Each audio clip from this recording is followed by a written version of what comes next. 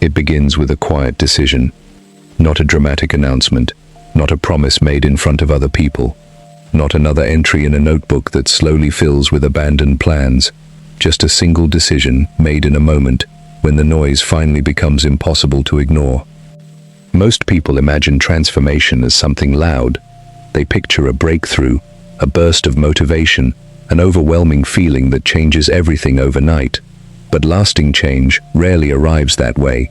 More often, it begins almost invisibly. It begins when a person realizes that the life they have been reacting to is no longer the life they want to keep creating. Imagine waking up tomorrow and discovering that every notification has disappeared, every unnecessary obligation has been removed. Every distraction that usually competes for your attention has become silent. No endless scrolling, no constant checking, no impulse to seek approval from people who barely know you. Only you, your thoughts, your work, your body, and the quiet responsibility of deciding what kind of person you are becoming. For many people, that silence feels uncomfortable long before it feels liberating. That discomfort reveals something important. It suggests that the greatest distraction is rarely outside of us. The greatest distraction is often the habit of escaping ourselves. Modern life offers an endless supply of exits. The moment boredom appears, entertainment waits. The moment uncertainty appears, another opinion is available. The moment difficult emotions surface, another distraction is only a few seconds away. Convenience has become so immediate that many people rarely spend enough uninterrupted time with their own thoughts to understand them. The result is not simply lost productivity, it is fragmented identity. Every interruption asks the brain to become someone slightly different. A different conversation, a different expectation, a different emotional response. Throughout the day, attention is pulled in dozens of directions until focus begins to feel like an unusual experience instead of a normal one. The strange part is that this fragmentation happens gradually. No single notification changes a life.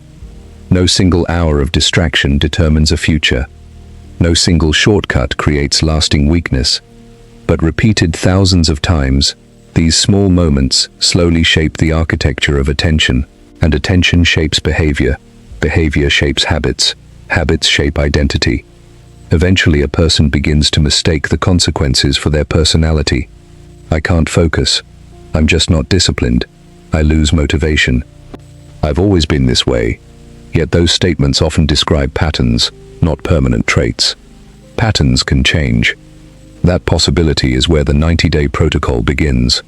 Not because 90 days possesses some magical property.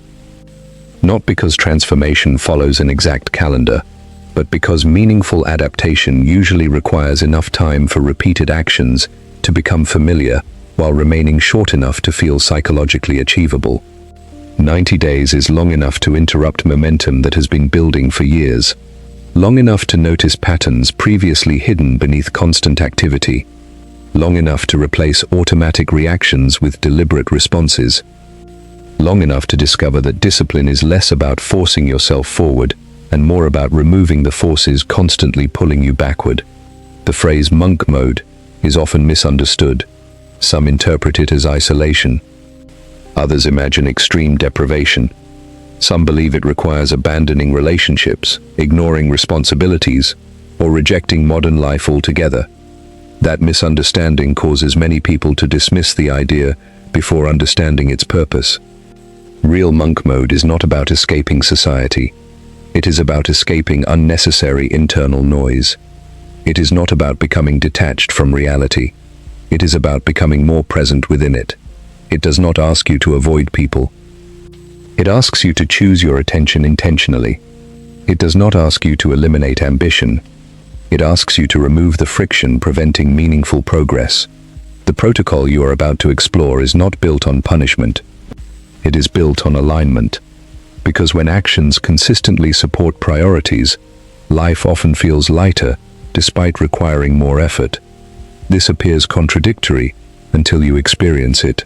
Decision fatigue decreases because fewer choices compete for your attention. Emotional volatility begins to settle because fewer external triggers dominate your day. Confidence grows quietly because promises made to yourself become promises kept. The outside world may look almost identical. Internally, everything starts to reorganize. Consider two people beginning the same morning.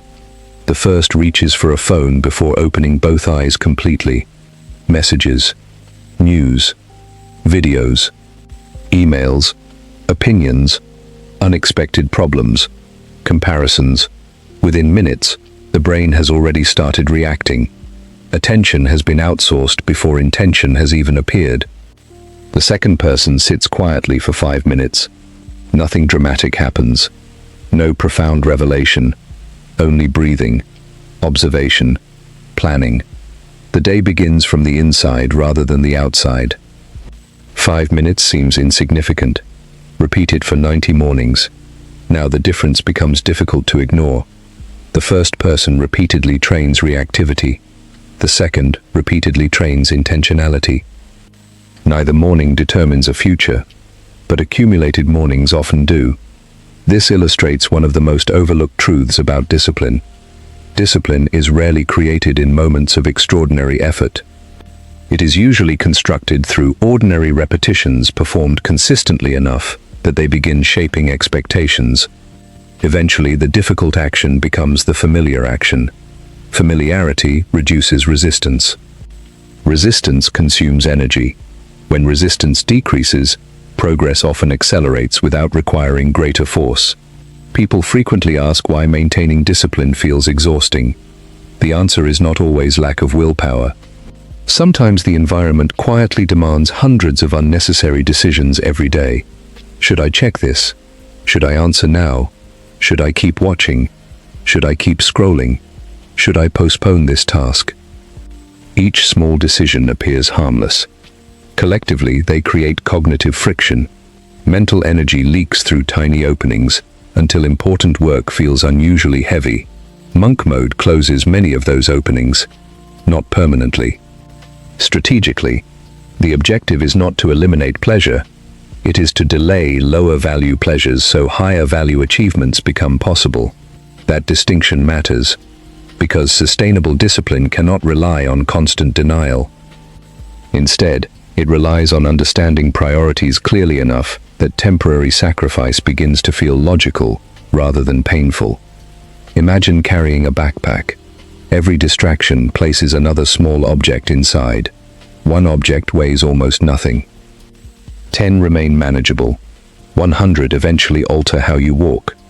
Most people notice the exhaustion long before they recognize the unnecessary weight. Monk mode simply asks a different question. What belongs inside the backpack? And perhaps more importantly, what never belonged there in the first place? This question reaches beyond productivity. It touches relationships, health, learning, communication, financial decisions, emotional regulation, even self-respect. Because every repeated action quietly answers another question. What do I value enough to protect? Attention is protection. Time is protection. Boundaries are protection. Without them, important goals slowly become optional, while urgent distractions become permanent. There is another misunderstanding worth addressing before we continue. Some believe discipline removes freedom. In reality, poor discipline often removes more freedom than discipline ever could. Financial instability reduces options. Poor health reduces options. Constant procrastination reduces options. Emotional impulsiveness reduces options. Discipline frequently expands future freedom by accepting modest present discomfort. This does not mean every disciplined choice feels pleasant. Many will not. Some mornings motivation will feel absent. Some evenings fatigue will encourage compromise. Some days progress will appear invisible. Those moments are not evidence that the process has failed. They are often evidence that genuine adaptation is occurring. The brain naturally prefers familiar patterns. Even unhelpful habits become comfortable simply because they are predictable. Changing them temporarily increases uncertainty. That discomfort often feels like failure, despite actually representing learning. Think about learning any difficult skill. At first, awkwardness dominates. Mistakes feel constant. Progress appears slow. Then something shifts. Movements become smoother. Decisions become faster. Confidence grows without announcing itself. You simply notice that tasks once requiring intense concentration now happen almost automatically. Character develops similarly, not through one extraordinary moment, through repeated ordinary moments. The 90-day protocol recognizes this reality. It does not demand perfection.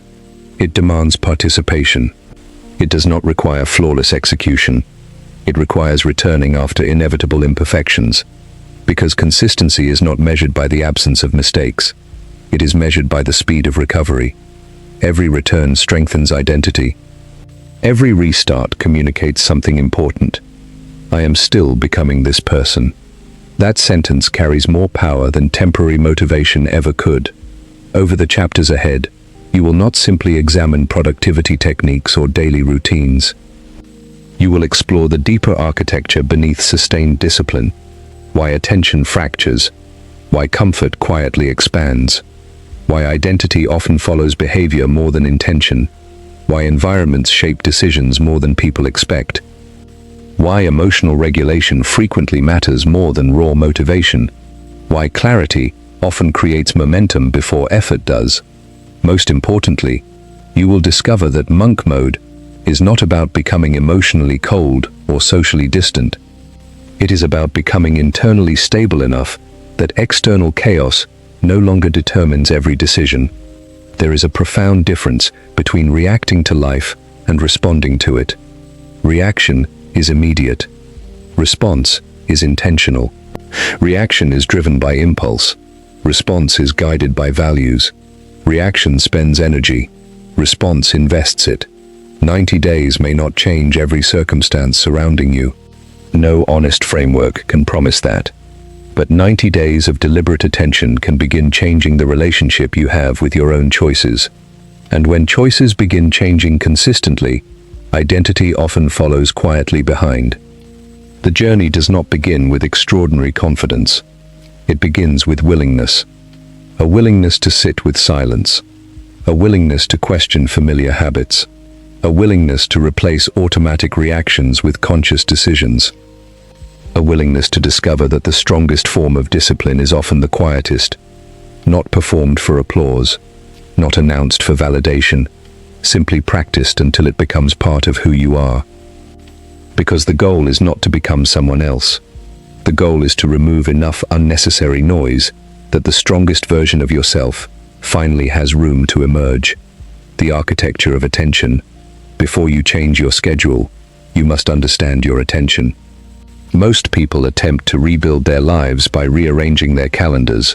They purchase planners, download productivity applications, create ambitious morning routines, and promise themselves that tomorrow will finally be different. For a few days, everything feels possible. Energy is high. The new system seems flawless. Then ordinary life returns. Unexpected messages arrive. Work becomes demanding. Motivation fluctuates. One missed day becomes 3. Soon the carefully designed routine quietly disappears. This cycle repeats so often that many people begin to believe they lack discipline. But discipline is rarely the first problem. Attention is. Attention is the invisible currency from which every meaningful achievement is purchased. Every conversation, every skill, every relationship, every career, every creative project, every healthy habit competes for the same limited resource. Time matters, energy matters, but attention determines where both of them go. Imagine pouring clean water into 10 different containers at once. Every container receives something, yet none becomes full. Now imagine pouring that same amount into one container alone. Nothing about the amount of water changed, only its direction changed. Human attention works much the same way.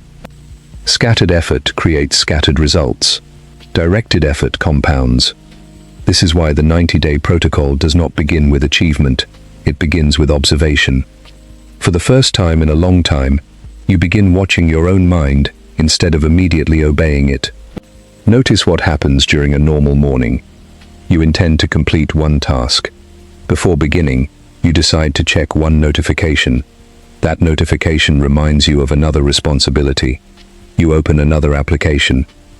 An interesting headline catches your attention. Several minutes pass. Someone sends a message. You answer. Another conversation begins. Eventually, you remember the original task. Nothing dramatic happened. No crisis occurred. No single decision appears irresponsible. Yet the quality of your attention has changed completely. This is how distraction usually enters life. Quietly, without permission, without announcing itself as distraction. It often disguises itself as productivity, responding, checking, researching, preparing, organizing. Many of these actions are valuable in the right context. The problem appears when they become automatic rather than intentional. The mind slowly learns that every difficult task can be interrupted by something easier. Over time, this creates an invisible expectation. Whenever discomfort appears, escape becomes available. The brain is remarkably efficient at repeating experiences that reduce immediate discomfort. This is not weakness, it is adaptation. Unfortunately, adaptation does not distinguish between habits that support long-term growth and habits that simply provide short-term relief. If checking a device consistently removes boredom, uncertainty, or frustration, the brain begins recommending that behavior more frequently. Eventually, it feels natural. That feeling is deceptive. Natural does not necessarily mean beneficial. It simply means familiar.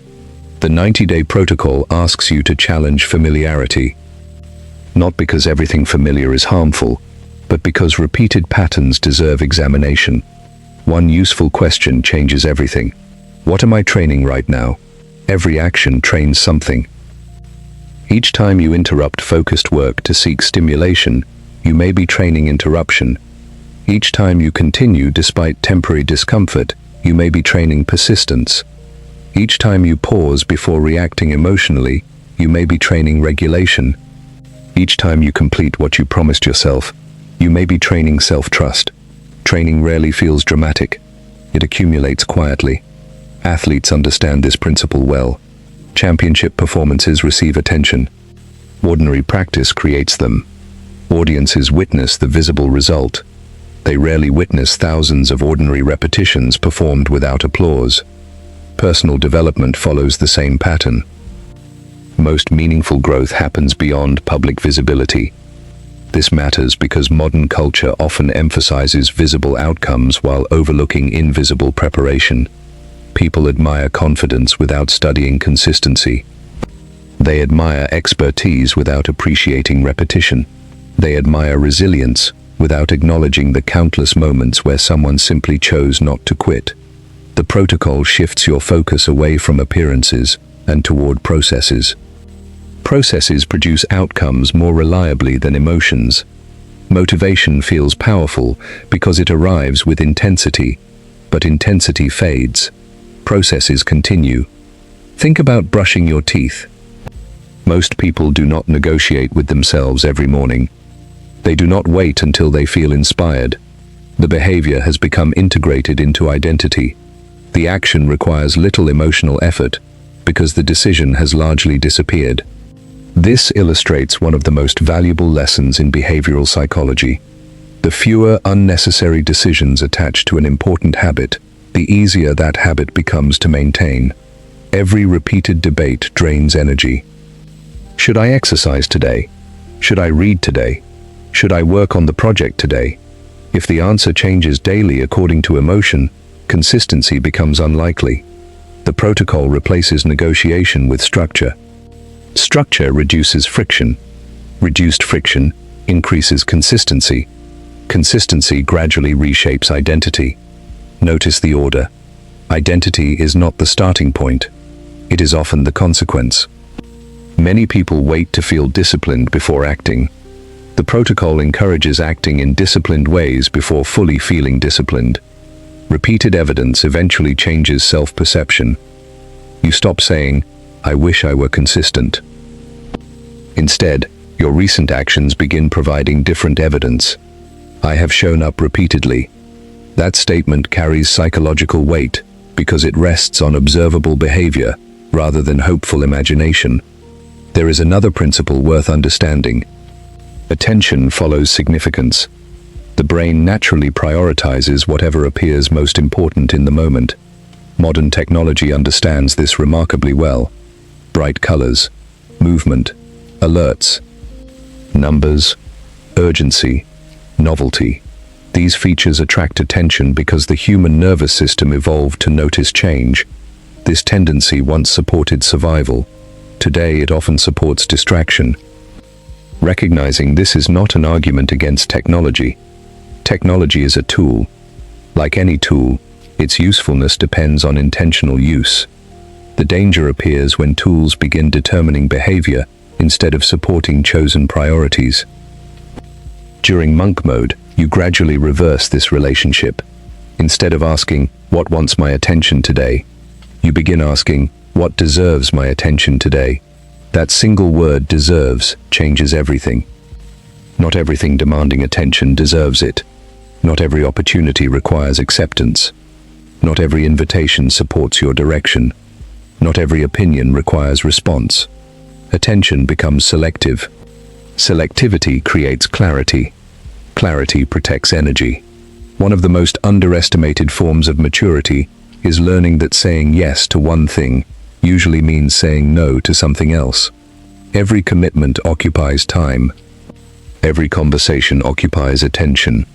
Every habit occupies identity. Choosing carefully is not selfish. It is responsible, especially when your long-term goals require sustained focus. Imagine planting a tree. Each day you water it, but every afternoon someone removes a small amount of soil from around its roots. The daily watering helps. The daily disturbance slows growth. Eventually you realize that improvement requires more than adding support. It also requires removing interference.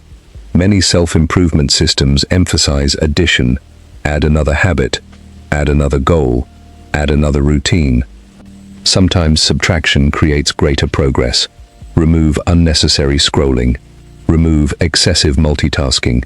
Remove constant background noise. Remove commitments that no longer reflect your priorities. Remove environments that repeatedly weaken your attention. Space itself becomes productive. Silence becomes productive. Stillness becomes productive. Initially, this feels unusual. The many people have become so accustomed to constant stimulation that quiet moments produce restlessness. Without realizing it, they begin reaching for entertainment almost automatically. Observe this without judgment. The goal is awareness. Awareness precedes intentional change. When you notice the impulse, instead of immediately obeying it, something important happens. A small space appears. Within that space lives choice. The impulse still exists, but it no longer possesses unquestioned authority. This is psychological freedom, not the absence of impulses, the presence of choice. Many people mistakenly believe self-control means eliminating temptation. In reality, self-control often means recognizing temptation without immediately acting upon it. This distinction removes unnecessary pressure. You are not attempting to become emotionless. You are learning to become less reactive. That difference changes everything. Reactive living places circumstances in command. Responsive living places values in command. Values require clarity. So ask yourself a simple question. What kind of attention deserves the next 90 days? Deep attention that allows meaningful work. Present attention that improves relationships. Curious attention that expands knowledge.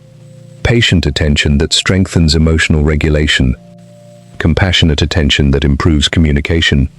Intentional attention that aligns daily behavior with long-term priorities. You cannot fully cultivate all forms of attention simultaneously, but strengthening one often supports the others. Focused work improves confidence. Confidence reduces unnecessary comparison. Reduced comparison protects emotional energy. Protected emotional energy supports better decision-making. Everything becomes connected. This interconnectedness explains why small habits often produce surprisingly broad effects. One consistent morning routine influences the afternoon. A calmer afternoon influences conversations. Better conversations influence relationships. Supportive relationships influence resilience. Resilience influences future choices. Progress compounds quietly. The opposite also occurs. Small distractions accumulate. Minor delays multiply. Repeated postponement weakens trust in yourself. Eventually, large goals begin feeling unrealistic, not because they truly are, but because the daily evidence no longer supports them. The protocol interrupts this cycle, not through perfection, through repeated evidence. Every focused hour becomes evidence. Every completed promise becomes evidence. Every intentional decision becomes evidence. Identity listens carefully to evidence, far more carefully than to wishes. This is why the coming weeks are not about proving yourself to other people. External recognition may arrive. It may not. That is not the objective. The objective is rebuilding the private relationship between your decisions and your self-respect. When those two begin aligning consistently, something subtle changes. Discipline no longer feels like constant resistance. It begins feeling like integrity. You simply become someone whose actions increasingly resemble your intentions. There will still be difficult days. Attention will still drift. Unexpected challenges will still interrupt carefully designed plans. That is part of being human. The difference is what happens next. Instead of interpreting temporary setbacks as personal failure, you begin viewing them as opportunities to return. Every return strengthens the pattern. Every recovery shortens future recovery. Every intentional restart reinforces identity. This is the architecture of attention. Not a rigid prison, a carefully designed foundation. Without it, every ambitious goal rests on unstable ground. With it, even ordinary days begin producing extraordinary momentum, not because each day is dramatic, but because each day quietly supports the next. The 90-day journey is not asking for extraordinary effort every hour. It is asking for extraordinary consistency in protecting what matters most. And that protection begins with the simplest decision of all, to place your attention where your future has the greatest chance to grow. Becoming stronger than your impulses, there is a quiet battle that unfolds inside nearly every human life. It rarely appears dramatic from the outside. No audience gathers to witness it. No headlines announce its outcome. Yet the direction of careers, relationships, health, creativity, and personal fulfillment is often influenced by how this battle unfolds day after day. It is the tension between intention and impulse. Intention is the version of you that plans thoughtfully. It considers the future, weighs consequences, and chooses actions that align with long-term values. It speaks calmly. It sees beyond the present moment. Impulse has a different voice. It speaks in urgency. It wants immediate comfort, immediate relief, immediate stimulation. It is not concerned with where today's choices may lead 6 months from now. Its purpose is much simpler. Reduce discomfort now. Neither system is inherently bad. Without impulse, humans might hesitate too long in situations that require quick action. Without intention, humans would struggle to build anything meaningful over time. The challenge is balance. Many modern environments constantly strengthen impulsive behavior, while giving intentional thinking fewer opportunities to develop rhymes. Instant entertainment, immediate purchasing, endless novelty, and continuous notifications all reward quick reactions. The brain adapts. What is repeated becomes easier. What becomes easier becomes more frequent. This is why monk mode is less about resisting temptation through sheer force, and more about retraining what your mind begins to expect. Expectations quietly shape behavior. If every moment of boredom is followed by stimulation, boredom begins to feel intolerable. If every difficult task is interrupted before completion, sustained effort begins to feel unnatural. If every uncomfortable emotion is quickly escaped, emotional resilience has fewer opportunities to develop. The protocol changes these expectations gradually. not by making life harsher, by making your responses more intentional. Consider something as ordinary as waiting. Years ago, waiting often meant simply waiting, standing in line, sitting in a waiting room, riding a train, walking without headphones. Those moments provided space for reflection, observation, or simply allowing the mind to settle. Today, waiting often disappears. The smallest pause invites a screen. A few spare seconds become another opportunity to consume information.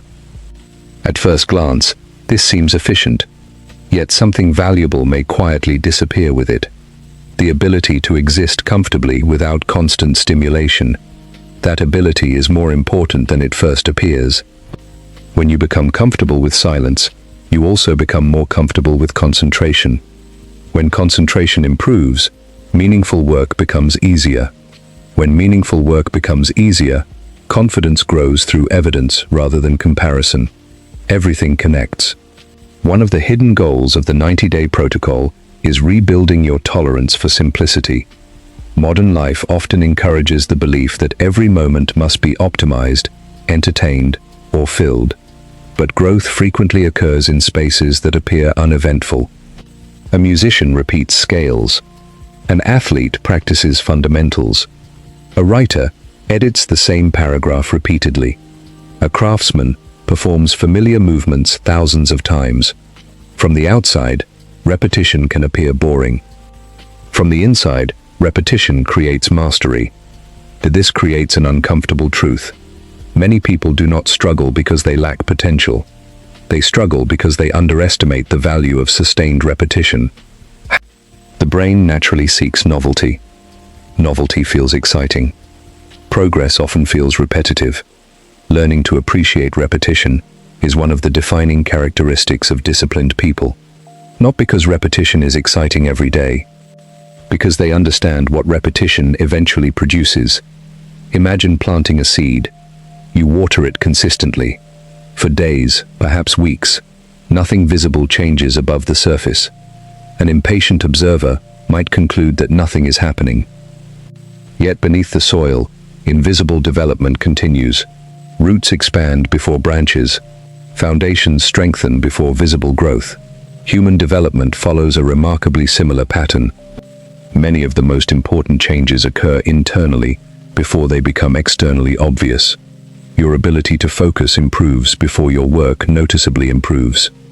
Your emotional regulation strengthens before relationships noticeably improve. Your confidence develops before achievements become visible. This invisible phase often discourages people. They mistake delayed results for lack of progress. Monk mode teaches a different interpretation. Invisible progress is still progress. You do not need constant external proof to justify continuing. Instead, you begin measuring success by adherence to the process. Did I honor today's commitments? Did I protect my attention? Did I respond intentionally? Did I recover quickly after mistakes? These questions produce a healthier relationship with improvement than constantly asking whether dramatic results have already appeared. Results matter. Processes create results. Confusing the two often creates unnecessary frustration. There is another principle that deserves careful attention. Every impulse weakens with time if it is not continuously reinforced. This can feel surprising because impulses often arrive with convincing intensity. When the urge to procrastinate appears, it can seem overwhelming. When the urge to abandon difficult work appears, it can feel permanent. Yet most impulses follow a pattern. They rise, they peak, they gradually decline. Observing this pattern changes your relationship with discomfort. Instead of assuming every urge requires action, you begin recognizing that many urges simply require patience. This is not suppression. It is observation. You acknowledge the feeling without immediately organizing your behavior around it. That distinction preserves emotional honesty while strengthening self-direction. Many people believe emotional regulation means eliminating difficult emotions. It does not. Frustration still appears. Doubt still appears. Fatigue still appears. The difference lies in what happens next. Do those emotions become temporary experiences, or do they become instructions? Monk mode encourages treating emotions as information rather than commands. Information deserves attention. Commands require agreement. Not every emotional experience deserves immediate agreement. Suppose you sit down to complete meaningful work. Within minutes, your mind suggests checking messages. Another idea appears. Perhaps you should organize your desk first. Maybe research one more topic. Perhaps tomorrow would be more productive. Notice how reasonable these thoughts sound. The mind rarely proposes obvious self-sabotage. It often proposes comfortable alternatives. The comfortable alternatives become dangerous only when they repeatedly replace meaningful action. Awareness interrupts this pattern. You pause. You recognize the impulse. You smile quietly. Then you return to the work. That simple return may appear insignificant. Repeated hundreds of times, it reshapes identity. Because identity is built less through grand declarations and more through accumulated evidence. Each return whispers the same message. I decide what receives my attention. There is strength in that sentence. Not because it promises perfection, because it affirms responsibility. Responsibility is often misunderstood as pressure. Healthy responsibility is liberating. It reminds you that while many circumstances remain outside your control, your responses often remain available for refinement. This perspective removes both helplessness and arrogance. You cannot control everything. You can influence many things. That distinction creates balanced confidence. Confidence built on influence is more stable than confidence built on certainty. Another hidden benefit of the 90-day protocol emerges gradually. You begin separating your identity from your temporary states. You stop saying, I am distracted. Instead, you notice, I am experiencing distraction. One describes identity, the other describes a passing condition. The language matters, because identities feel permanent. Experiences pass. The same applies to procrastination. Instead of believing, I am a procrastinator, you begin recognizing, today I postponed an important task. One statement creates limitation. The other creates accountability, without defining your future. Language quietly shapes expectation. Expectation influences behavior. Behavior reinforces identity. Choose language carefully, not to deceive yourself, to describe reality accurately. Another important shift involves boredom. Many people treat boredom as a problem to eliminate. The protocol invites you to reinterpret it. Boredom often marks the boundary between dependence on stimulation and renewed capacity for focus. If you remain present through the initial restlessness, something interesting frequently happens. The mind begins settling. Creative ideas emerge. Connections become clearer. Attention deepens. This transition cannot always occur if stimulation constantly interrupts it. Silence often feels empty only at first. Eventually, it becomes spacious. Within that space, thinking becomes more deliberate. Reflection becomes possible. Purpose becomes easier to recognize. There is immense value in becoming someone who does not fear quiet moments, because quiet moments often reveal what noisy environments conceal. As the days continue, another realization begins forming. Many external distractions succeeded because they matched internal uncertainty. When your priorities become clearer, many distractions naturally lose their appeal, not because they disappeared, because your direction became stronger. Direction reduces unnecessary decision-making. If you know where you are going, many invitations become easier to evaluate. You no longer ask whether something is merely interesting. You ask whether it aligns with what matters most during these 90 days. This is not rigidity. It is temporary intentionality. After the protocol ends, you may reintroduce many activities thoughtfully. The purpose is not permanent restriction. It is rebuilding choice. Choice is valuable only when it remains conscious. Automatic behavior often feels like choice, while functioning more like habit. The protocol restores awareness to that process. As awareness increases, freedom increases. Not freedom from responsibility, freedom from unconscious repetition. Eventually you notice something unexpected. The same situations that once triggered immediate reactions begin losing some of their emotional intensity. Notifications feel less urgent. Distractions feel less persuasive. Waiting feels less uncomfortable. Focused work feels less intimidating. Nothing magical occurred. Repeated practice quietly changed your baseline. This is how sustainable change usually unfolds. Gradually, almost invisibly, until one ordinary afternoon, you realize that the person making today's decisions would have responded very differently 3 months earlier. That realization cannot be purchased. It cannot be borrowed. It cannot be performed for others. It must be lived. The 90-day protocol is not asking you to become emotionless, detached, or perfectly disciplined. It is inviting you to become someone who notices impulses without surrendering leadership to them. Because the strongest mind is not the one that never experiences temptation. It is the one that increasingly recognizes that every impulse is simply an invitation, not an obligation. And with every thoughtful response, you strengthen the quiet authority that allows intention, rather than immediacy, to guide the direction of your life. Building an identity that does not depend on motivation, there is a question that quietly shapes the direction of nearly every life. It is rarely spoken out loud. It does not appear on resumes, performance reviews, or social media profiles. Yet it influences thousands of daily decisions. The question is simple. Who do you believe you are when no one is watching? Not who you hope to become. Not who other people think you are. Not the version of yourself that appears during moments of excitement. The person who quietly makes decisions on an ordinary Tuesday afternoon, when the work is repetitive, the energy is low, and there is no applause waiting at the finish line. That version of you is the one the 90-day protocol is designed to strengthen. Many people build their lives around motivation. When motivation appears, they work. When it disappears, progress pauses. This feels reasonable, because motivation is powerful. It creates energy.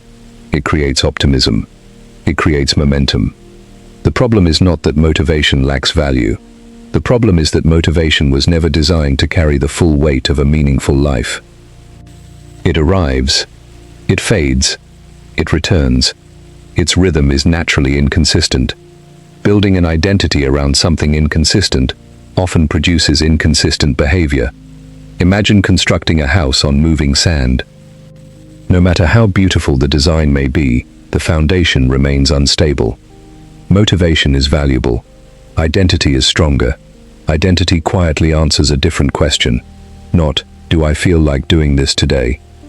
But, what kind of person am I becoming? That question changes behavior.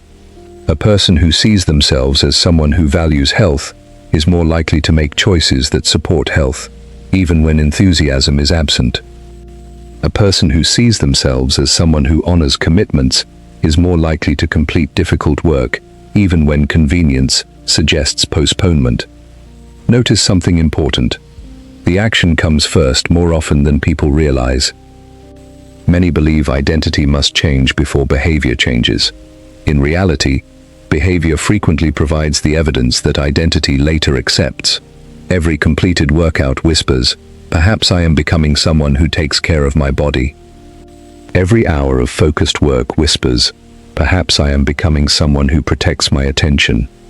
Every difficult conversation handled with patience whispers, perhaps I am becoming someone who responds instead of reacts. Identity listens to repeated evidence. It rarely changes because of one emotional speech or one inspirational quote. It changes because the mind gradually accepts what it repeatedly observes.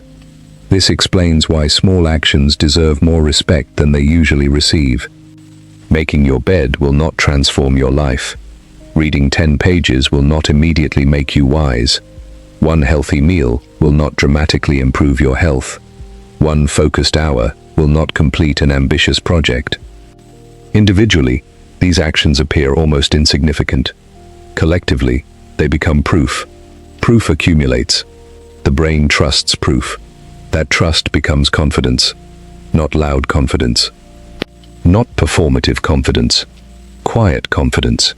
The kind that does not require constant validation because it is built upon lived experience rather than hopeful imagination.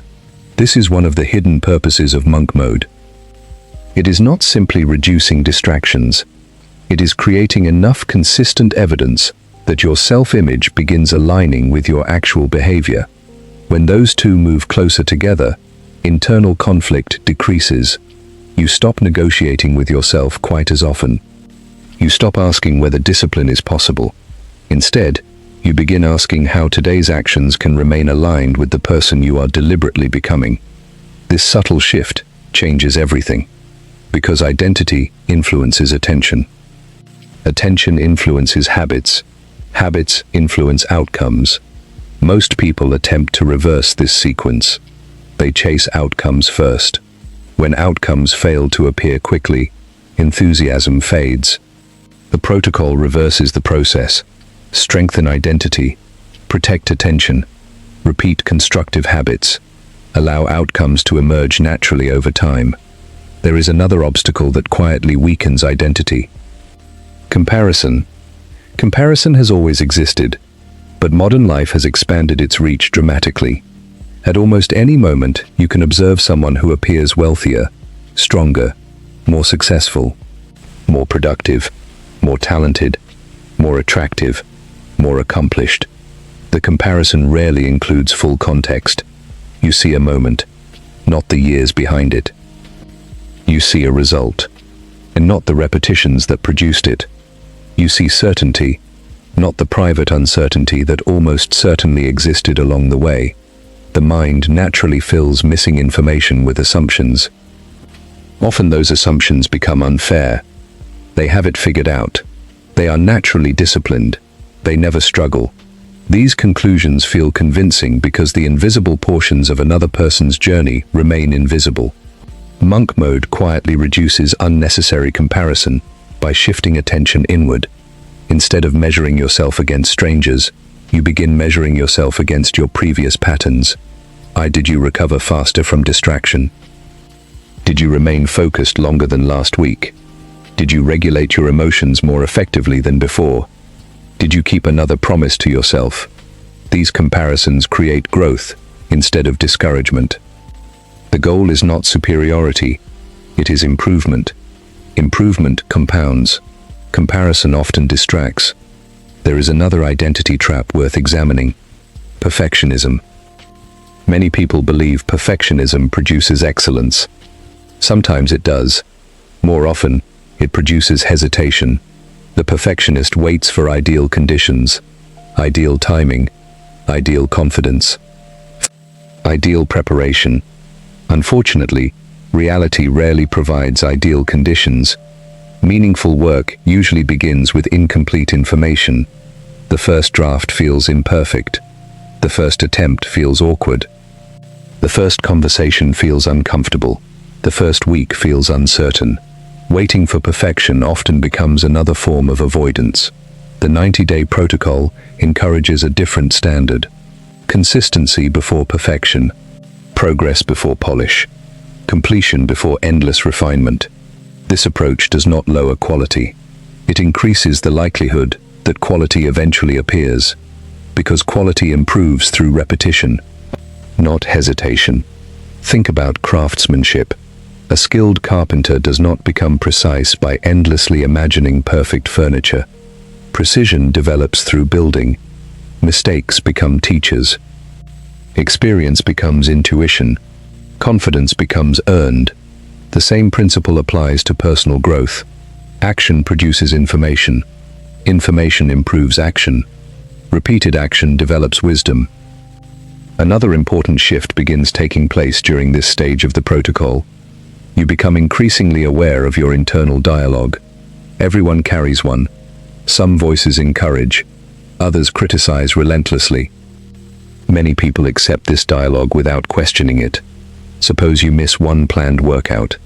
An unhelpful internal voice may immediately conclude, "I've ruined the week.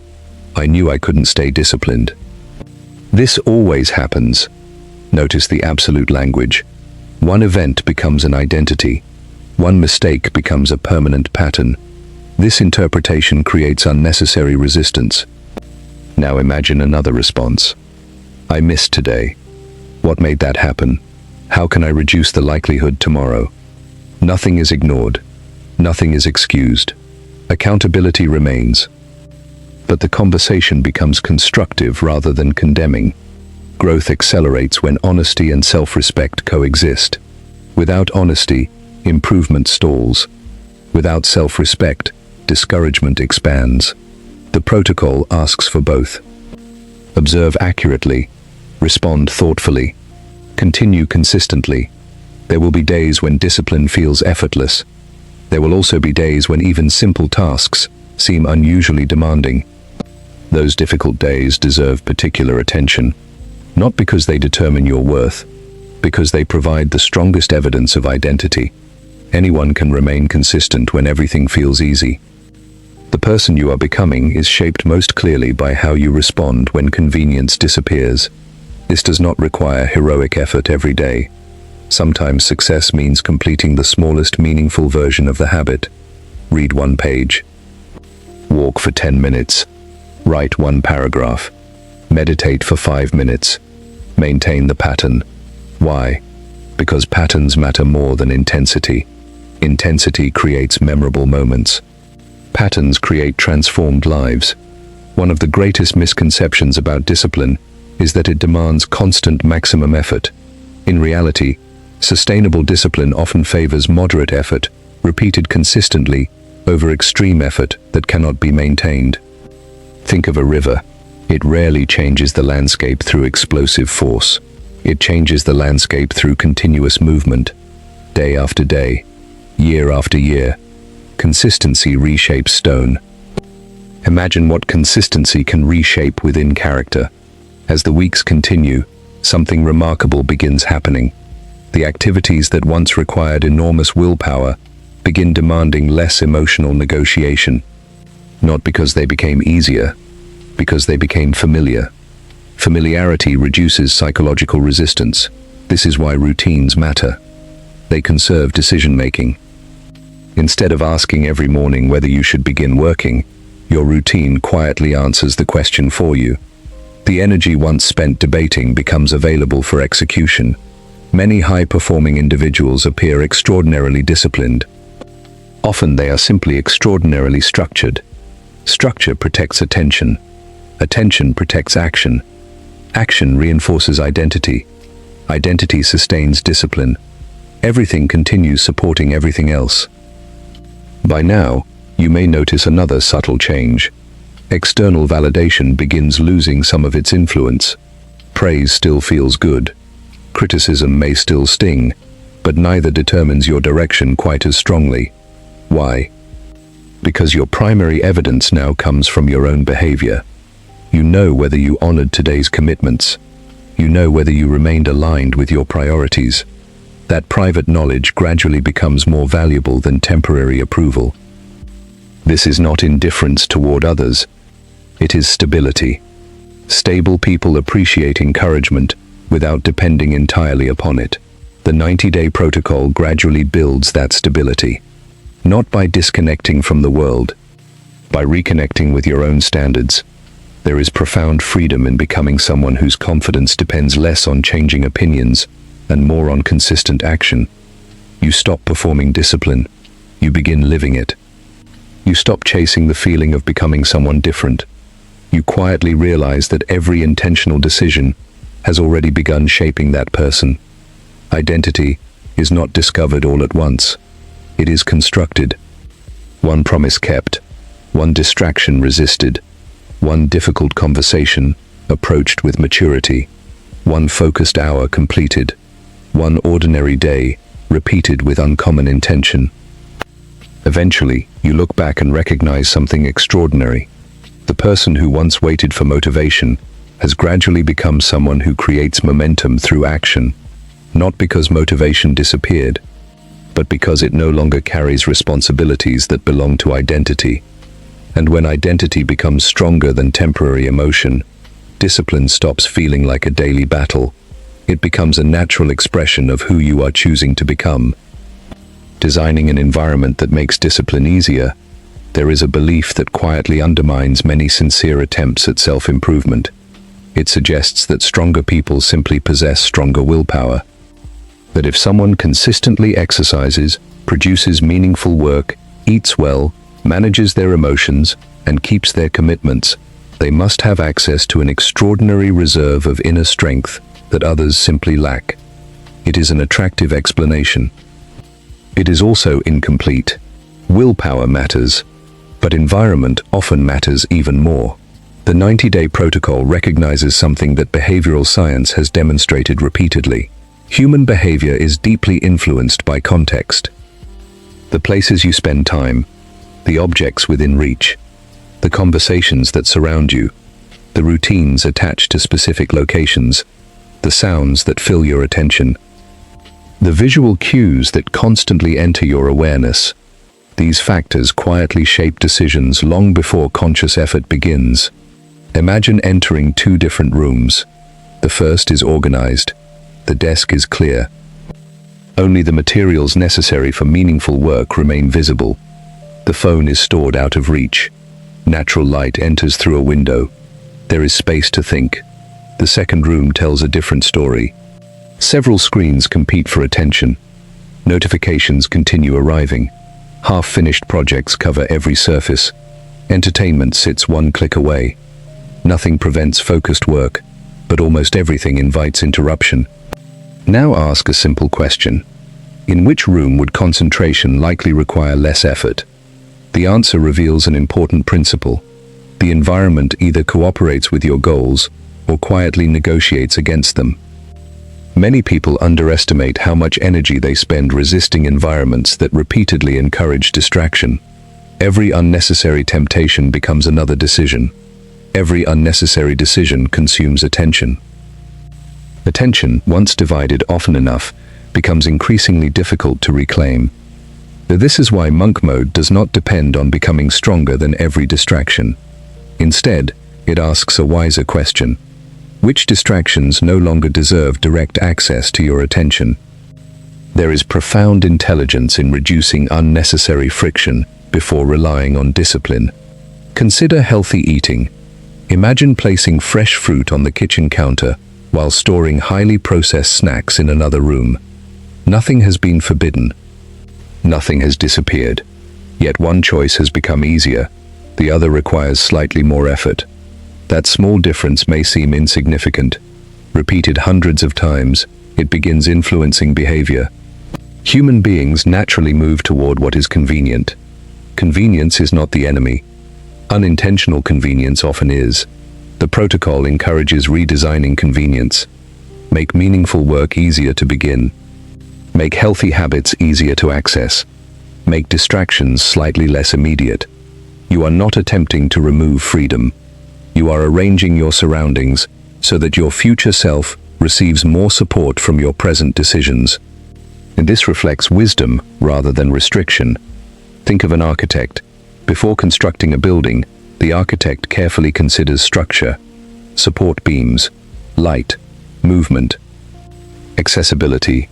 The quality of the building depends less on decoration than on the invisible framework beneath it. Your daily life deserves similar attention. Morning routines are not merely sequences of actions. They are architectural designs. Workspaces are not merely locations. They are behavioral environments. Evening habits are not simply preferences. They prepare tomorrow's decisions. Everything connects. One overlooked evening often creates a difficult morning. One thoughtful evening frequently creates a calmer beginning. This continuity becomes increasingly visible during the 90 days. You stop viewing isolated habits as separate events. Instead, you begin recognizing behavioral chains. Late-night scrolling shortens sleep. Reduced sleep weakens attention. Weakened attention increases impulsive decisions. Impulsive decisions reduce confidence. Reduced confidence makes meaningful work feel heavier. One small choice quietly influences several others.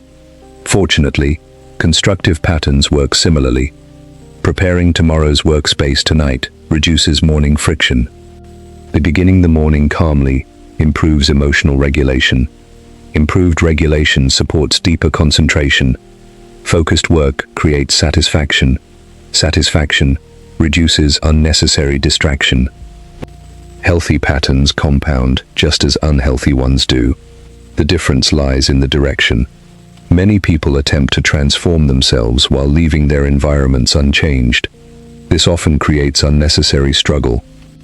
Imagine trying to keep a room clean while someone quietly scatters objects across the floor every hour. Cleaning becomes exhausting because the environment constantly works against the desired outcome. Some lifestyles create similar conditions. Constant interruptions, continuous urgency, unlimited digital access, undefined priorities. None of these guarantee distraction. Together, they often increase its likelihood. The protocol therefore treats environmental design as an act of self-respect. You prepare conditions that support the person you are becoming, not because you lack discipline, because discipline deserves intelligent support. There is another environment that deserves equal attention: your social environment. Human beings naturally adapt to the expectations surrounding them. This is neither weakness nor blind conformity. It reflects our deeply social nature. The conversations influence priorities. Shared habits influence norms. Repeated exposure influences perception. If everyone around you treats constant busyness as a badge of honor, slowing down to think may initially feel uncomfortable. If everyone values intentional work, thoughtful planning gradually feels more natural. This does not mean you must abandon relationships with people who think differently. Healthy relationships often include diversity of perspective. The protocol simply encourages awareness. Ask yourself, which conversations leave me more intentional? Which leave me scattered? Which encourage responsibility? Which repeatedly invite unnecessary distraction? Notice without judgment. Awareness allows wiser choices. Sometimes protecting your attention means reducing the frequency of certain influences for a season, not because those influences are inherently harmful, because your current priorities require greater stability. Think of a young tree. During its earliest years, temporary supports often help it grow straight. Eventually, those supports become unnecessary. The purpose was never permanent dependence. It was stable development. The 90-day protocol functions similarly. Temporary boundaries strengthen long-term independence. Another overlooked aspect of environment involves information. Every piece of information competes for mental space. Some information expands understanding. Some creates unnecessary noise. Neither your attention nor your memory possesses unlimited capacity. Choosing what enters your mind deserves the same intentionality as choosing what enters your schedule. Suppose every morning begins with alarming headlines, endless opinions, emotional debates, and constant urgency. Your nervous system begins the day carrying burdens that may have little connection to your actual responsibilities. Contrast this with beginning the day through reflection, planning, reading, or focused work before opening the wider world. The external world remains unchanged. Your relationship with it changes. This distinction matters. The protocol does not encourage ignorance. It encourages sequencing. Attend first to what you can influence, then engage thoughtfully with what you cannot. This simple adjustment often creates surprising calm. Another powerful environmental tool involves visibility. What you see repeatedly influences what you remember repeatedly. If your guitar remains hidden in a closet, practice requires several extra steps. If it rests on a stand beside your desk, practice becomes easier to begin. If books remain visible, reading receives quiet reminders. If exercise equipment remains accessible, movement becomes more likely. Visible cues quietly support intentional behavior. Invisible goals quietly fade. Use your surroundings wisely. Let them remind you of your priorities rather than your distractions. As the weeks continue, you may notice another interesting shift. Your tolerance for unnecessary clutter begins decreasing. Not only physical clutter, mental clutter, schedule clutter, digital clutter, commitment clutter. Each unnecessary obligation quietly occupies cognitive space. Removing one may seem insignificant. Removing many creates remarkable clarity. Clarity is deeply energizing, not because it removes effort, because it removes confusion. The mind performs better when it knows what deserves attention. This is why many disciplined individuals maintain surprisingly simple systems. Not simplistic, simple. A small number of meaningful priorities, a manageable schedule, clearly defined work periods, thoughtful recovery, intentional rest. Rest deserves special attention. Many people misunderstand rest. Some confuse it with avoidance. Others postpone it until exhaustion makes it unavoidable. Healthy rest serves a different purpose. It restores capacity. Recovery supports performance. Just as muscles strengthen during recovery after training, attention also benefits from periods of genuine renewal. Monk mode does not celebrate constant exhaustion. It values sustainable intensity. There is wisdom in knowing when focused effort should give way to deliberate recovery. Walk without your phone. Sit quietly. Read slowly. Spend time in nature. Have meaningful conversations without constant interruption. Allow your mind to breathe. Recovery is not a reward earned only after perfection. It is part of the system that makes consistency possible. Toward the end of this phase, you begin recognizing an important truth. Your environment reflects your priorities, but it also reinforces them. Every intentional adjustment sends a quiet message. This work matters. This habit deserves protection. This goal is worth supporting. These messages accumulate. Soon your surroundings no longer feel accidental. They become allies. The desk invites concentration. The morning invites clarity. The evening invites restoration. The calendar reflects purpose rather than impulse. Nothing extraordinary has been added. Many unnecessary obstacles have simply been removed. This is the quiet power of environmental design. It does not eliminate the need for discipline. It reduces the amount of discipline required for each meaningful decision. Over 90 days, those saved moments of effort become extraordinary. They preserve attention. They preserve emotional energy. They preserve consistency. And consistency, protected day after day by an environment built with intention, gradually transforms what once felt difficult into something that increasingly feels natural. Because the strongest systems are not those that demand endless willpower. They are the ones that quietly help you become the kind of person who no longer has to fight the same battles every single day. Mastering solitude without becoming isolated. One of the greatest misunderstandings about discipline is the belief that it is built entirely through effort. Effort matters. Commitment matters. Consistency matters. But there is another ingredient that receives far less attention. Solitude. Not loneliness. Not withdrawal from life. Not rejecting relationships. Solitude. The intentional practice of spending time with your own thoughts, without immediately seeking distraction. For many people, this feels surprisingly difficult. Not because silence is dangerous, because silence reveals what constant activity often conceals. When external noise fades, internal conversations become easier to hear.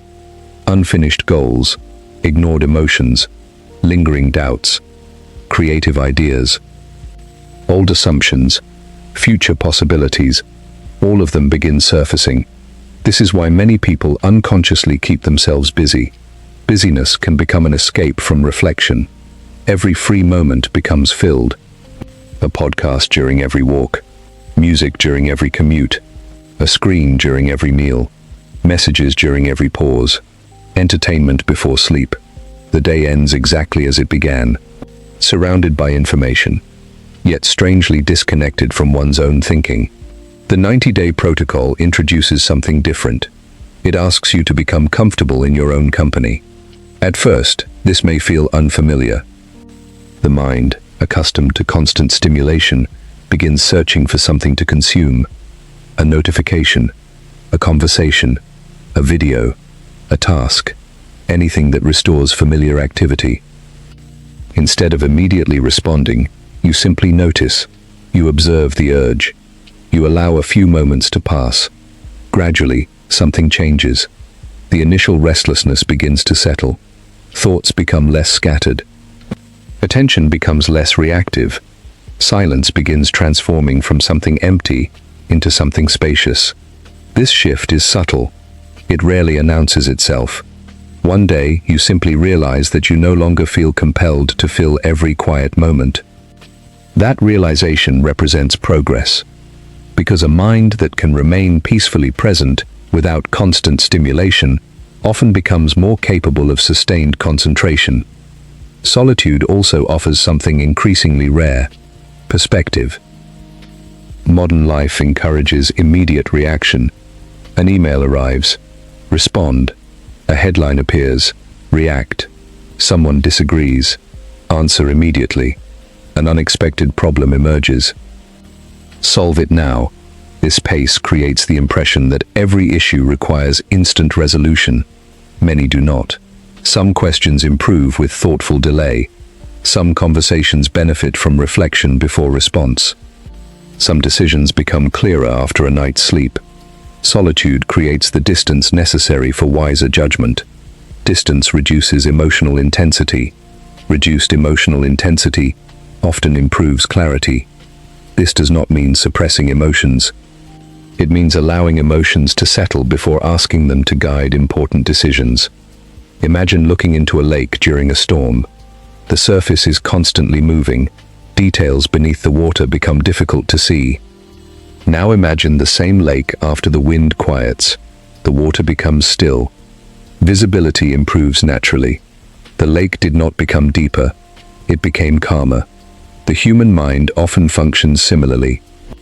Many answers become easier to recognize after internal turbulence begins settling. This is one reason intentional solitude has been valued across cultures and generations. Not because people wish to escape the world, because they wish to understand it more clearly. The protocol encourages brief periods of intentional quiet each day, not as another productivity technique, as a way of rebuilding your relationship with attention. Notice your thoughts. Notice recurring concerns.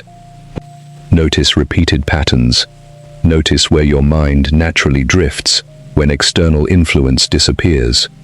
These observations provide valuable information that constant distraction often prevents you from noticing. There is another unexpected benefit: creativity. Many people assume creativity appears only during moments of inspiration. Often, it emerges after periods of uninterrupted thinking. Connections require time. Ideas combine gradually. The brain continues organizing information even when no obvious progress seems visible. This explains why solutions sometimes appear during walks, showers, or quiet evenings. The conscious mind relaxes. Previously disconnected ideas begin forming new relationships. Creative thinking rarely enjoys constant interruption. It appreciates space. Monk mode creates that space intentionally. Not because every quiet hour produces remarkable insights, because regular quiet hours increase the likelihood that meaningful insights eventually emerge. Another important lesson begins appearing during this phase. You learn the difference between being alone and feeling isolated. Isolation weakens when meaningful relationships disappear. Solitude strengthens when chosen intentionally for reflection and renewal. The distinction matters. The protocol does not encourage withdrawing from people who genuinely enrich your life. Healthy relationships provide encouragement, accountability, perspective, and emotional support.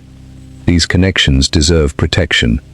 Instead, the protocol encourages reducing unnecessary social noise. There is a difference. Some conversations deepen understanding. Others repeatedly drain attention without adding corresponding value. Some relationships encourage responsibility. Others quietly normalize postponement, distraction, or inconsistency. Awareness helps distinguish between them, without resentment, without superiority, without judgment, simply with honesty. The goal is not reducing the number of people in your life. It is increasing the quality of your presence within the relationships that matter most. Presence requires attention. Attention cannot be endlessly divided. This is another hidden gift of monk mode. When you stop giving fragments of attention to everything, you become capable of offering fuller attention to what truly matters. People notice this, not because you speak more, because you listen more carefully. Not because you dominate conversations, because you remain genuinely present. Presence has become surprisingly uncommon. Its value has quietly increased. There is another challenge solitude helps reveal. The stories we repeatedly tell ourselves. Every person carries internal narratives. I work best under pressure. I've never been disciplined. I'm too old to change. I'm naturally disorganized.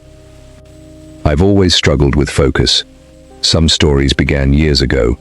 Some were borrowed from other people's opinions. Some were created after temporary setbacks. Repeated often enough, these stories begin feeling factual. Solitude allows you to examine them carefully, not to replace them with unrealistic optimism. To ask a more useful question, is this story helping me move toward the person I hope to become? If the answer is no, another question naturally follows. What evidence supports a more balanced interpretation? Perhaps you have remained consistent before. Perhaps you have learned difficult skills. Perhaps you have demonstrated resilience during challenging periods. These examples deserve attention too. Balanced thinking is not wishful thinking. It is complete thinking. Another powerful transformation begins occurring around this stage of the 90-day journey. You become less afraid of missing out. This change surprises many people. At first, reducing unnecessary entertainment, social media, or constant updates may create discomfort. You wonder what conversations you might miss, what opportunities might disappear, what trends might pass unnoticed. Then something interesting happens. Life continues. The truly important information usually reaches you. The genuinely meaningful relationships remain. The world keeps turning. Meanwhile, your own life becomes clearer. Instead of constantly observing everyone else's progress, you begin making your own.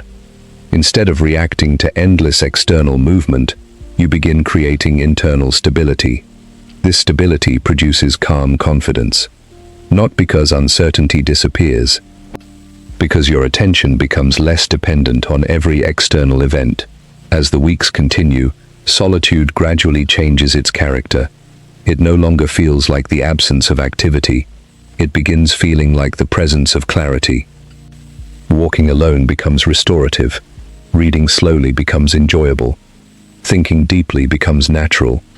Planning carefully becomes satisfying. Even boredom changes. It loses much of its discomfort. You realize boredom often represented a transition rather than a destination. Stay with it long enough, and curiosity frequently returns. Curiosity leads to learning. Learning leads to growth. Growth renews purpose. Everything remains connected. The protocol also encourages another practice during moments of solitude. Review. Not self-criticism. Review. At the end of each day, ask simple questions. What strengthened my attention today? What weakened it? Which decisions reflected my priorities? Where did I react too quickly? What can tomorrow's environment do to make wiser choices easier? These questions create continuous refinement. You stop judging yourself only by outcomes. You begin learning from patterns. Patterns reveal leverage. Leverage creates improvement. Improvement compounds. Perhaps the greatest gift solitude offers is perspective on time itself. Modern life often compresses attention into the immediate moment. Today's inconvenience feels enormous. Today's disappointment feels permanent. Today's uncertainty feels overwhelming. Quiet reflection expands the timeline. You begin recognizing that one difficult day rarely determines a meaningful life. Neither does one successful day. Character develops through accumulation. One thoughtful decision joins another. One recovered setback joins another. One protected hour joins another. Months later, these ordinary moments reveal extraordinary consequences. This understanding creates patience. Patience supports consistency. Consistency strengthens identity. Identity guides future decisions. The cycle continues. Eventually, something remarkable happens. You stop experiencing solitude as something you must tolerate. You begin experiencing it as something you value, not because you wish to avoid people, because you have discovered that a person who cannot comfortably spend time with their own thoughts often struggles to lead those thoughts intentionally. The 90-day protocol changes that relationship, gradually, quietly, without dramatic announcements, until one day you notice that silence no longer feels empty. It feels like preparation.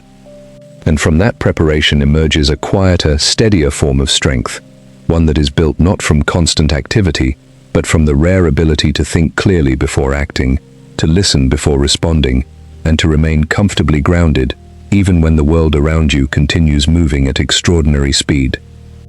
The person you become after 90 days. There is a common expectation that transformation arrives with unmistakable drama. People imagine a final breakthrough, a single defining morning, a moment when every old habit disappears and every new habit feels effortless. Life rarely unfolds that way. The most meaningful changes often become visible only when you compare the person you are today with the person you quietly were 3 months ago. This is why the final stage of the 90-day protocol is less about reaching an ending and more about recognizing a beginning.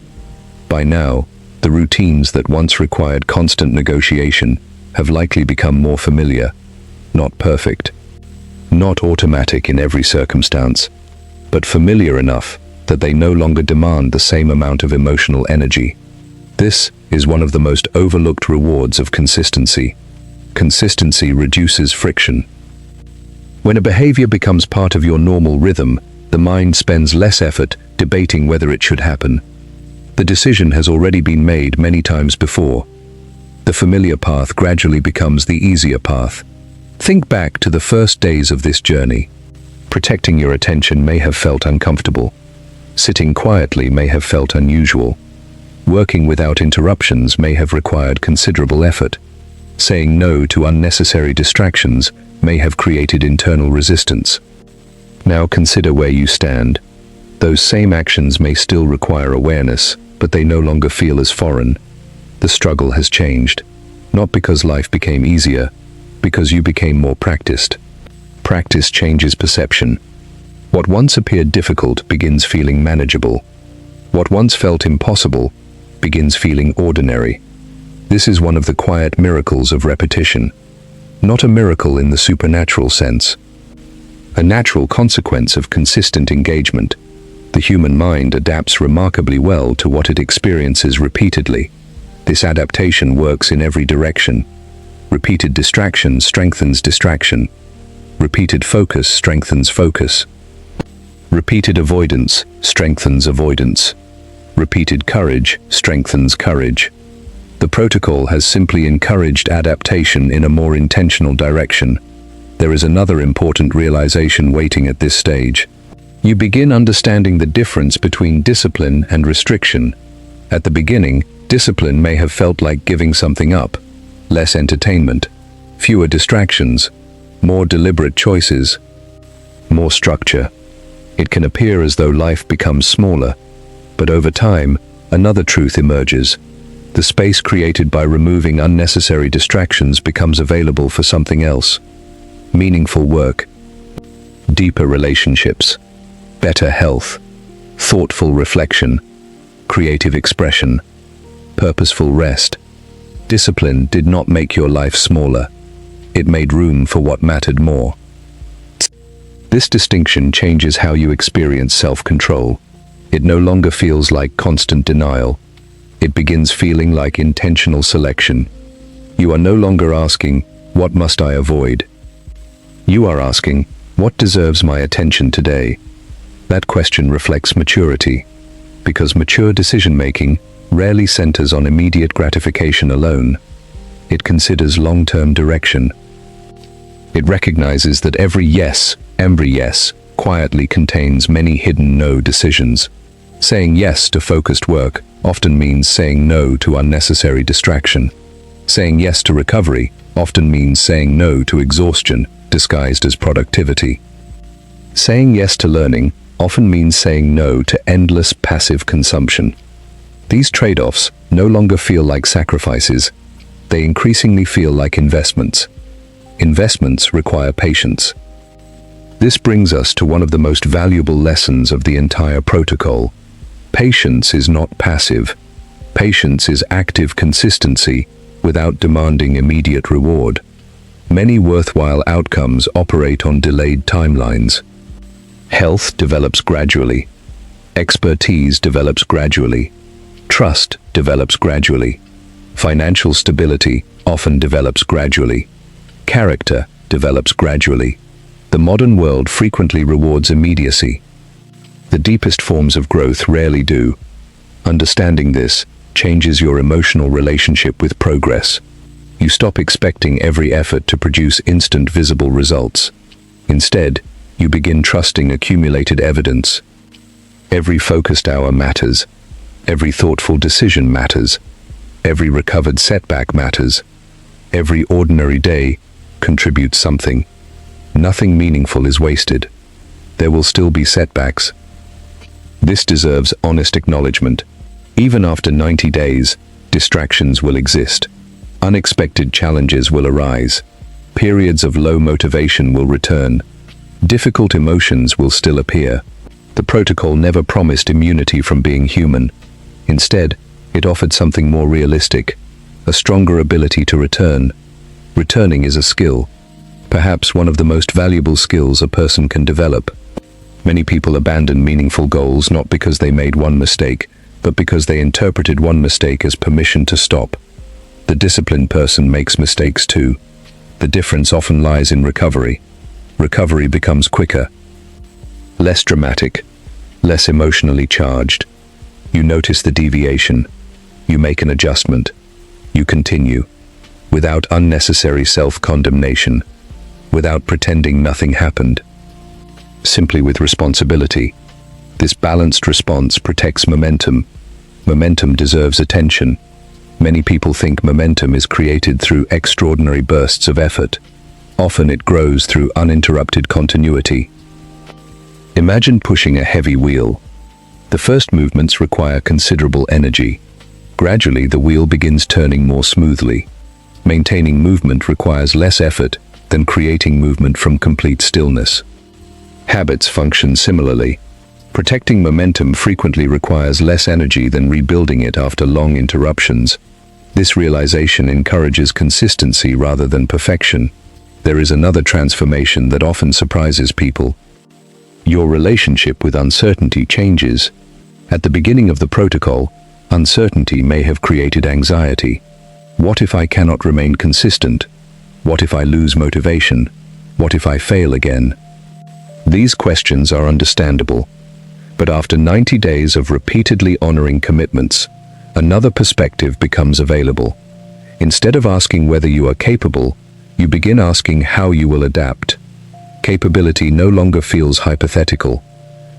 You have evidence. Evidence creates grounded confidence. Grounded confidence differs from overconfidence. Overconfidence assumes success without preparation. Grounded confidence remembers preparation. It trusts practice. It respects reality. It remains humble because it understands that growth continues. Humility and confidence work well together. One keeps you learning, the other keeps you moving. This balance protects long-term development. The protocol also changes how you understand success. Many people define success almost entirely through external outcomes. Income, recognition, titles, achievements.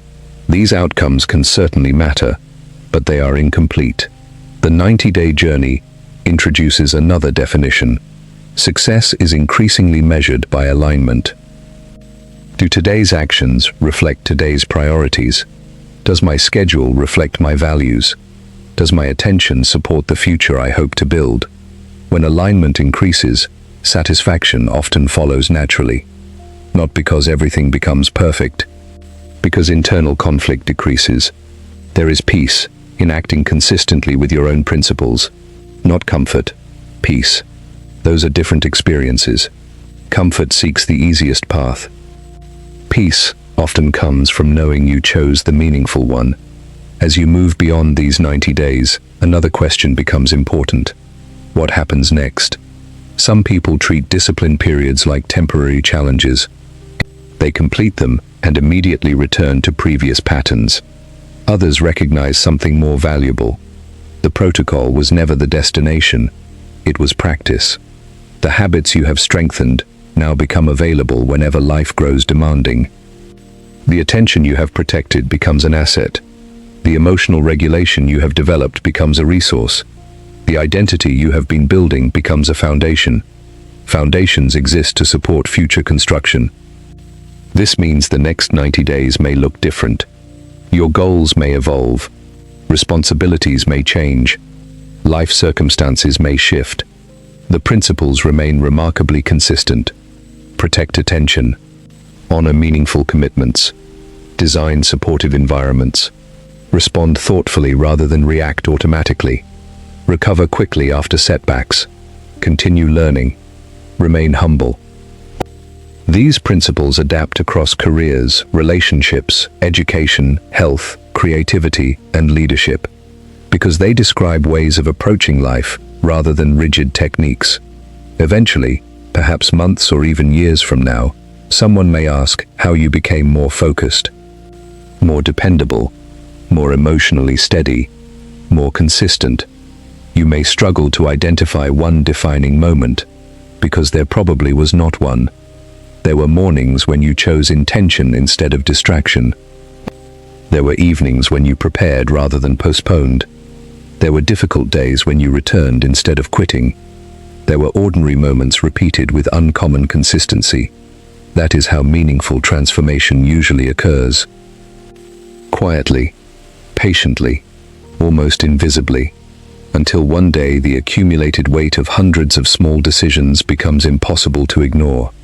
You realize you trust yourself more, not because you became flawless, because you repeatedly demonstrated that your actions could increasingly match your intentions. That trust is difficult to measure, yet it influences nearly everything. It strengthens courage, it supports resilience, it encourages thoughtful ambition, it reduces unnecessary self-doubt. It becomes one of the most valuable forms of confidence a person can possess. The 90-day protocol ends here. Its lessons do not. Because discipline is not a finish line waiting somewhere in the future. It is an ongoing relationship between your present choices and your future possibilities. Every day offers another opportunity to strengthen that relationship, not through dramatic reinvention, through deliberate attention, through thoughtful repetition, through quiet integrity. And perhaps that is the greatest lesson of all. Extraordinary lives are often built through remarkably ordinary decisions made consistently, ethically, and intentionally over long periods of time. The world may notice the visible achievements that eventually emerge. You will know where they truly began.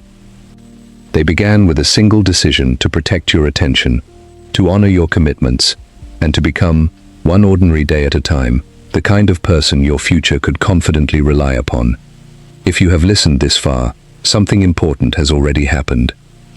Not because listening alone changes a life, but because you chose to remain present. In a world that often rewards speed over depth, staying with one idea long enough to understand it is becoming increasingly uncommon. That choice deserves recognition.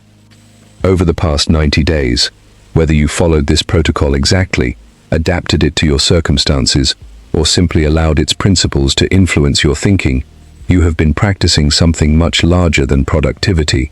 You have been practicing self-direction. That phrase may sound simple, yet it describes one of the most valuable abilities a person can develop.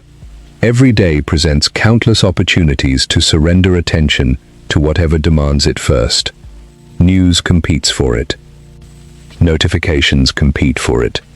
Unexpected problems compete for it. Entertainment competes for it. Other people's priorities compete for it. Without intention, attention naturally becomes fragmented. When attention fragments repeatedly, Identity often follows. The purpose of this journey was never to reject the modern world. It was to move through it with greater awareness. You were never asked to become isolated. You were invited to become intentional. You were never asked to eliminate pleasure. You were encouraged to distinguish between what provides momentary stimulation and what creates lasting satisfaction. That distinction becomes clearer with practice. At first, meaningful work often feels heavier than distraction. Eventually, something changes. The satisfaction of honoring your commitments begins lasting longer than the temporary comfort of postponing them. This is not because work suddenly becomes easy. It is because your relationship with effort has changed. Effort is no longer interpreted as evidence that something is wrong. It becomes evidence that something worthwhile is receiving your attention. When this subtle shift influences every area of life, difficult conversations become opportunities to strengthen relationships rather than reasons to avoid them. Challenging projects become opportunities to develop capability rather than reasons to doubt yourself. Temporary setbacks become information rather than permanent definitions. The protocol has quietly encouraged you to reinterpret discomfort. Not all discomfort deserves avoidance. Some forms of discomfort accompany growth. Some accompany learning. Some accompany responsibility. The skill lies in distinguishing between discomfort that protects you and discomfort that prepares you. Wisdom grows through making that distinction repeatedly. As you leave this journey, remember something that is easy to forget. Progress is rarely linear. Some weeks will feel remarkably productive. Others may feel uncertain. Some mornings you will wake with clarity. Others may begin with hesitation. Neither experience permanently defines you. Human development rarely follows a perfectly straight line. It resembles a long path with periods of acceleration, reflection, adjustment, and renewal. The important question is not whether every day feels successful. The important question is whether you continue returning to what matters. Return after distraction. Return after disappointment. Return after unexpected change. Return after periods of low motivation. Returning is one of the strongest expressions of discipline. Not because it appears dramatic, because it demonstrates commitment beyond temporary emotion. There may come a time when you look back at photographs, journals, completed projects, conversations, or quiet moments of reflection from before this journey. You may notice something interesting. Your circumstances may not have transformed overnight, but your responses likely have. You pause more often before reacting. You recognize distractions more quickly. You recover from setbacks with greater stability. You make decisions with slightly more clarity. These improvements may seem small in isolation, yet life is largely experienced through accumulated moments. A calmer response, repeated hundreds of times, changes relationships. A focused hour, repeated hundreds of times, changes careers. A healthier decision, repeated hundreds of times, changes well-being. A thoughtful conversation, repeated hundreds of times, changes trust. The extraordinary often grows from the ordinary. This realization protects you from one of the greatest traps in personal growth. The belief that transformation must always feel dramatic.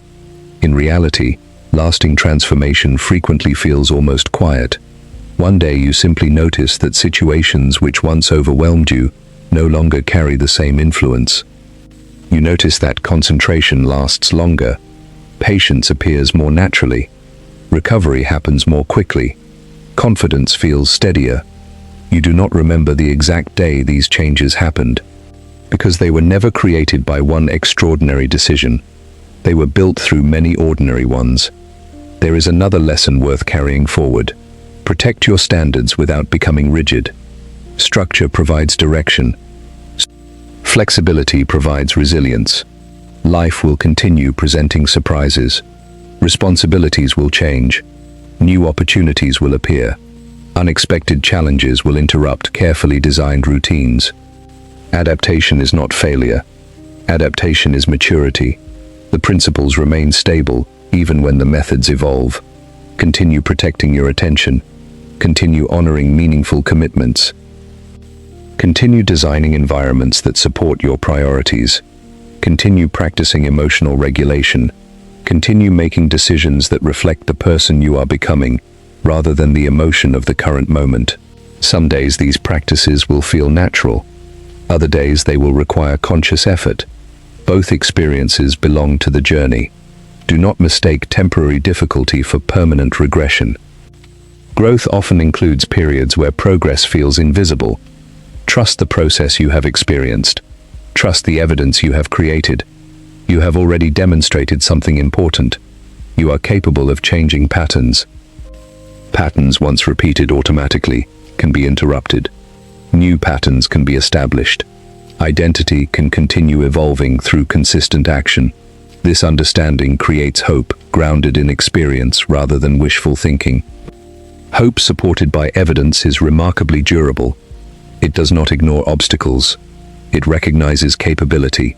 It says, "Challenges will come, and I have strengthened my ability to respond." That perspective changes how you meet the future. Not with certainty, with preparedness. Preparedness is calmer than certainty. It requires less illusion and more responsibility. Responsibility has been a quiet companion throughout this journey. Not responsibility for everything beyond your influence. Responsibility for your choices, your attention, your effort, your recovery, your integrity. These remain among the few things that can consistently belong to you, regardless of changing circumstances. Protect them well. As the months become years, remember that discipline is not something you complete. It is something you practice. Like clear communication, like thoughtful listening, like craftsmanship, like learning. Practice continues because life continues. There will always be another opportunity to strengthen your attention. Another opportunity to refine your habits. Another opportunity to become slightly more patient, slightly more focused, slightly more intentional than you were yesterday. Small improvements deserve respect. They rarely remain small forever.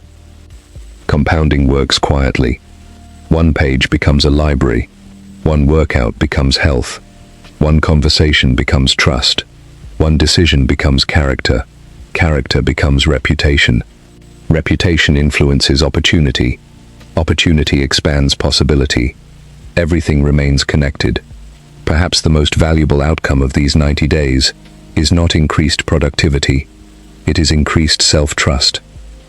When you consistently keep promises made to yourself, an internal relationship begins changing. You stop wondering whether you will follow through. You begin expecting yourself to do so. That expectation creates stability. Stability creates confidence. Confidence encourages thoughtful ambition. Ambition supported by discipline becomes remarkably sustainable, not because success becomes guaranteed, because effort becomes dependable. Dependable effort outlasts temporary enthusiasm. As this audiobook comes to its conclusion, there is one final idea worth carrying with you. Do not wait for another perfect beginning. Life rarely announces the ideal moment. The next conversation, the next morning, the next focused hour, the next thoughtful decision, these are enough. Meaningful lives are rarely built through one defining event. They are built through countless ordinary moments, approached with extraordinary care. So continue protecting your attention. Continue choosing depth when distraction appears easier. Continue allowing your actions to reflect your values.